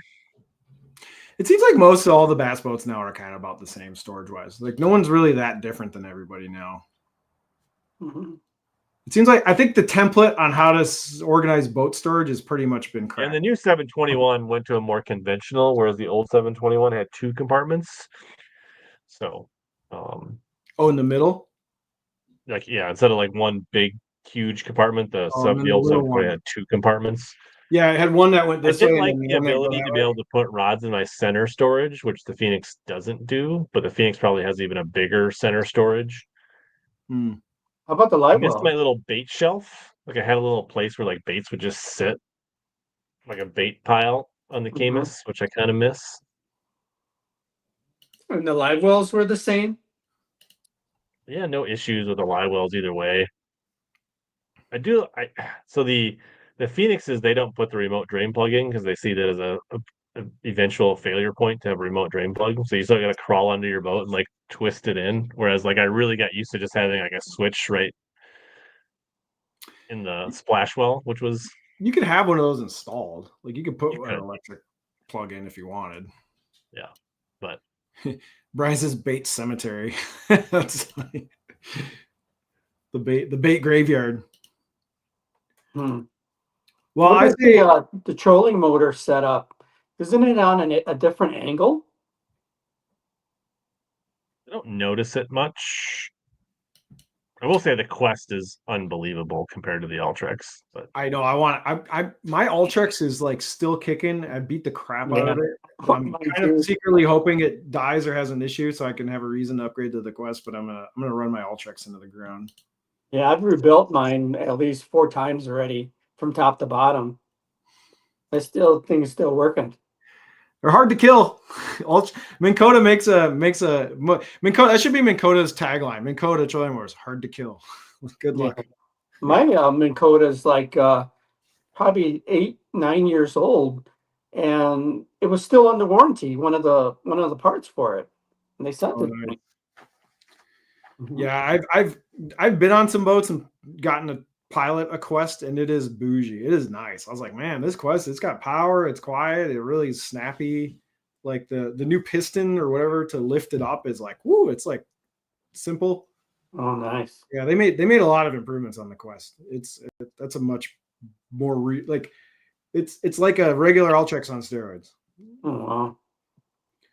Well, they Yeah. had to make it more they had to make it more robust because of all the extra shit people are putting on their trolling motors. Oh, Like yeah. when the original Ultrex was designed, no one had the tridents with like all the extra weight on the shafts and on the system. So like everyone's lifting, these got your 360 and then you got your forward facing and you got all the brackets and like it just added so much weight and it made the Ultrexes wear down that much faster because they weren't really spec'd for that. So they had to overbuild the Quest. The lift with a 360 and oh yeah, it's freaking dude. Like yeah, if you were handy, like physically disabled or you had any kind of like ailment, like I don't know, whatever. There's a lot of people that probably couldn't pull those up, like physically. Mm-hmm. Like yeah. Rich, did you get the same outboard on your engine on the boat on either boat? got a Yamaha show now. Oh, you do? How did that? What's the difference of that? It's definitely got the low end and acceleration. It's quieter. Doesn't sound as cool when you start it. But yeah, it's been good. It doesn't do the cough. No. You can just turn the key. You can hear every Mercury on the lake. You can hear start up now. It doesn't matter where you are on the lake. You know when a Merc starts up. Mm-hmm. It's like a smoker getting up off the couch. Yeah, I gotta do mine. I gotta repower mine, and I got 2 estimates already this year, and the prices weren't very much different. What It's just what's a ballpark to repower now? Is it over 20 grand these days? parts and labor was like 23 for either one of them. I think the Yamaha was a little more money because you can't use the same control box. They got to change that. If I get a Mercury, I can use the same control box, but I've already rewired this control box, so I want a new one anyway. So I put that in the price. So 20, yeah. So you're over 20 grand for a repower for 250. 225 on this one. This one's rated for 225. Gotcha. God, between the 225 and 250 is negligible. I think. Yeah, like it's not much difference. Right. no, there's not much difference in the displacement at all in the piston rings or nothing like that. So since we're talking costs, Rich, what was the price difference between the Phoenix and the Camus? Are they comparable, or is one more expensive than the other? Like I don't know where the boat brands all kind of like rank in prices nowadays. Like who's more bougie? The Phoenix 721 is comes a little more stripped down, less frills on it. Like the Camus comes with more stuff, more options, like the fully padded front deck and like the smart gauge and like the electrical panels versus the flip switch. I mean, like, so there's some things that the Camus comes with, whether you value those or not. Camus, I think, starts a little more premium than a 721. Now, I don't know, like, when you get into like, the 920 Elites and 920, like the PHXs and some of the other stuff, but their 721 intentionally comes a little more stripped down. So the Phoenix is cheaper, is what you're saying. What's that? Like the MSRP on the Phoenix is cheaper, is what you're saying. 721, I think, was a little less than the CX20. Okay, but they're all expensive. Yeah, they're all north of 70, right? Like, it's crazy. Yeah, I would love to get a new boat. I would love extra space, but I don't want a payment, and I'm not cleaning out my savings account to buy a boat. You just sell your drawer of jerk baits and you can probably buy a boat. I need to go on Whatnot and do a jerk bait sale. That'll be I'll have to use one of your Whatnot referrals, and I got to do that. Whatnot referral is pretty good. Like we each get like at least $100, I think.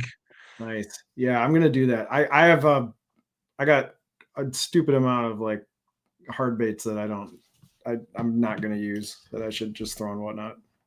Yeah, we're collectors more of anything. Facts. I think all the trolling motors are pretty good, to be honest. I will say that I think the one that's impressed me the least is the Lowrance. The Ghosts are I don't like the Ghosts. The Ghost, after probably 20 hours on it. They get real crackly. I can hear them like across the lake. Well, the new revised Ghost makes a lot of fixes to everything people complained about with the original Ghost. So the new Ghost is like could be a considerable like upgrade.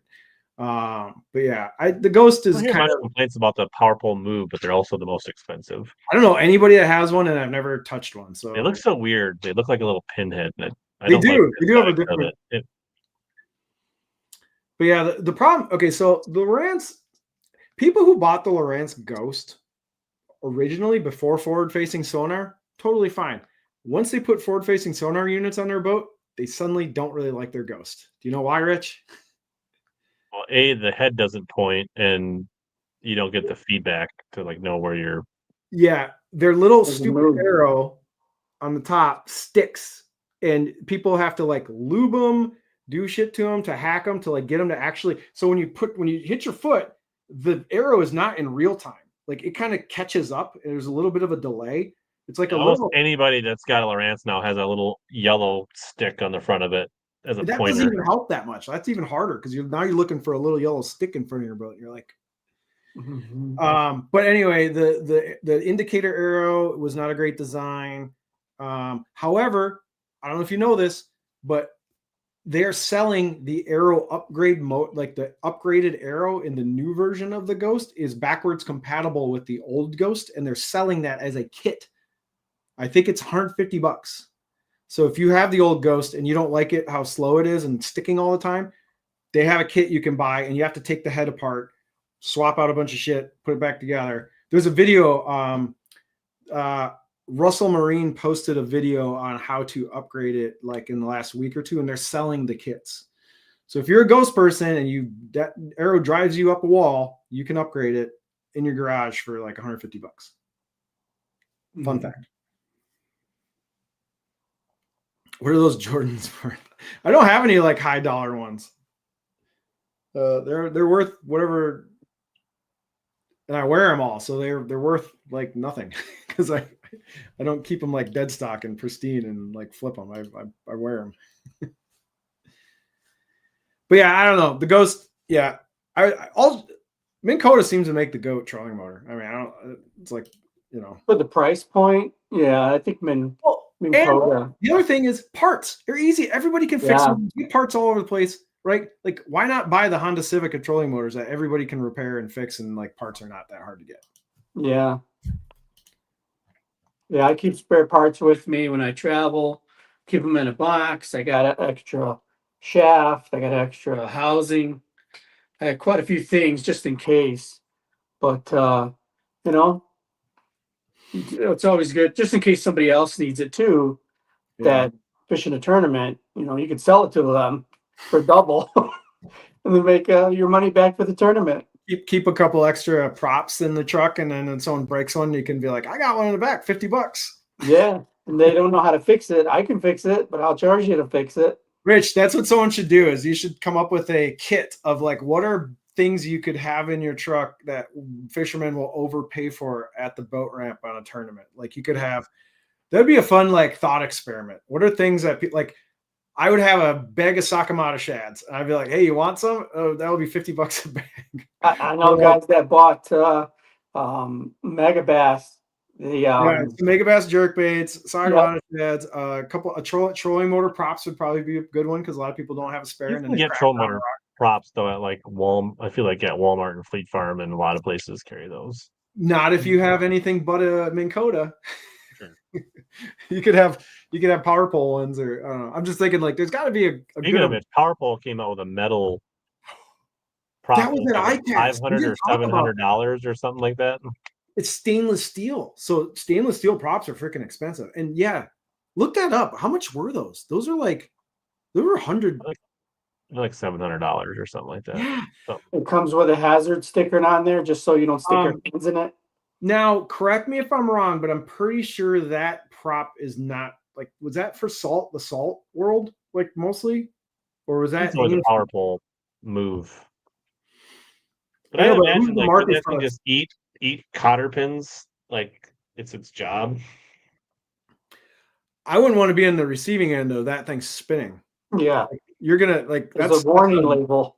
That's a lawnmower at a certain point, right? Like that's like Yeah. can you imagine someone you accidentally like rake over someone's foot or something? That thing, Yeah, or you're trying to pull the weeds off the prop and then you're spinning. Yeah, I was gonna. Yeah, you could. You got to assume they're making them sharp, right? Like those blades got to have an edge to them. Mm-hmm. They're only 550. 550. Did they ever really release press about like what is the advantages of a stainless steel move prop? Like what are you getting out of it other than just raw durability? I guess Unmatched durability and relentless performance. What? This Nix minimizes wear from impact. How does the stainless steel prop off your line, built to handle whatever you throw at it and look good? Okay, it's shiny. But you know what I'm saying? Like, how does it perform better than a plastic one? Is it? I think it's the same thing. Like you don't have the flex, so you're going to maximize torque and propulsion. So it could make it faster, is what you're saying. Like it could be, you could get a couple extra miles. I would assume like around wood and stuff like that, it's going to like not. But right, you hit rocks, you're gonna. Yeah, you're gonna. I've hit mine on a lot of rocks, and it's fine. Like the plastic can hold up to rocks, okay. Yeah, and then you could bend the prop in the stator. Yeah, that's the thing is you whack the metal one on a rock or something hard, you're bending it, and then you got to take it to a prop person and have them repair it, and there's another couple $100. Yeah, bring it to me. I'll put a new stator in to reseal it. Is this that sounds like it should be a marketing tagline? Relentless performance, powerful stainless prop. It says it right in there. Durability and relentless performance. Oh, that is in the copy. Okay. So I want to know how many of those they've sold. Like how many people in this economy have went out and bought $550 props for their trolling motor? I'm going to say not many. I bet you comes with a neoprene cover. It's a lot heavier than plastic. Yeah, that's true. It would be way heavier. Oh man, here's the thing, Rich.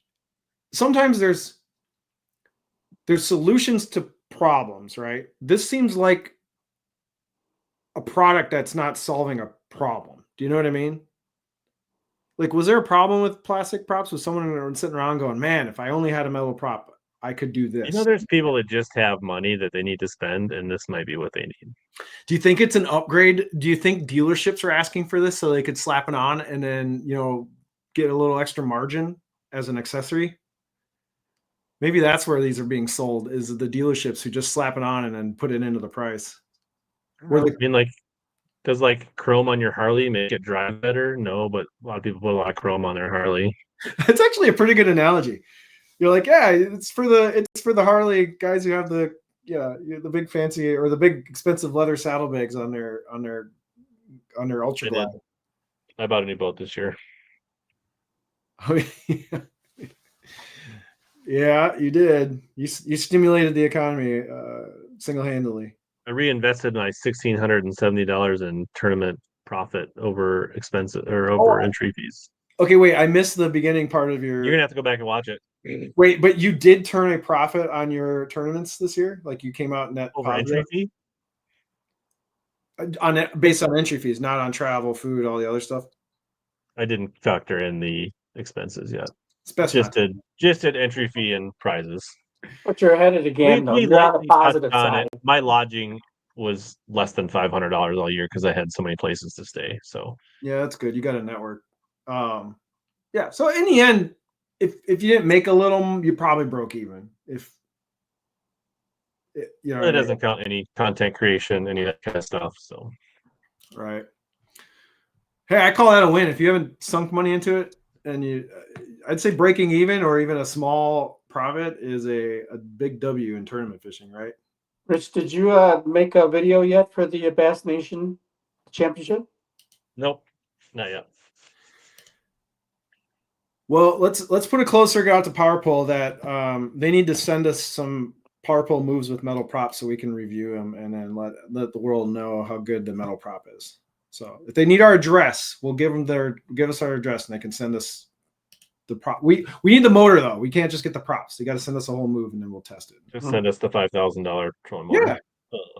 I'll give it back at the end of the year. The Classic Bass tournament on Mille Lacs is during the catch and release season in May. That's going to be a fun one, huh? Was that all catches? Like you counted all the fish? Yeah, that's a every fish counts league. Okay. We do the card tournament, same thing, but we keep the best 5 on the card. Oh, so you just call out, but Yeah. you release them right away. Yeah, we call them out, those numbers, you scratch it off, and then, but our area here, we don't have good cell service on some of these lakes, so we looked into the app. The was that the Chaos app? Is it? What app is it? I've never used it. Yeah, one of those. It's We tried. it's the real LiveWell app.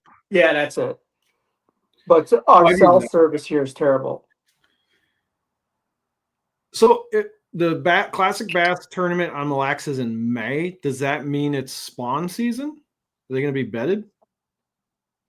Might be just the start of it. It's probably going to be more pre-spawn, I think. But oh man, that's going to be a lot of people up shallow. Only 50 of us. Oh, that's right. They trimmed the league down to 50, right? There'll be more people out fun fishing than you guys. You'll be way outnumbered. Tournament's on Tuesday. Yeah, that's the point. You guys scoping in the middle of the lake, though, in the pockets. Oh yeah, there'll be a lot of people scoping. Be some scoping, be some hoping. There'll be some guys on the banks. Is there any ice out catchway release tournaments in Minnesota next spring? I don't think, for the most part, I don't think the DNR is handing those types of permits out. You could go start one. But yeah, I would say that's probably a firm no. Mine's going to be in Wisconsin, so it doesn't matter. So I'm not going to have to. We'll be able to fish here for once. But if you're doing the catch and release, do you really need a permit for that? Yes, because it's a tournament. Yeah, we're supposed to apply for tournaments, or I'm sorry, we're supposed to apply for permits for boat ramp usage. Basically anything over like 25 participants or a certain amount of cash prize. Yeah. Okay. So the DNR is supposed to issue permits, and that's part of the logistics that like the league. Classic Bass doesn't exactly fly under the radar. They put on a pretty big media spectacle. Yeah. So there are derbies that just show up to the ramp and go.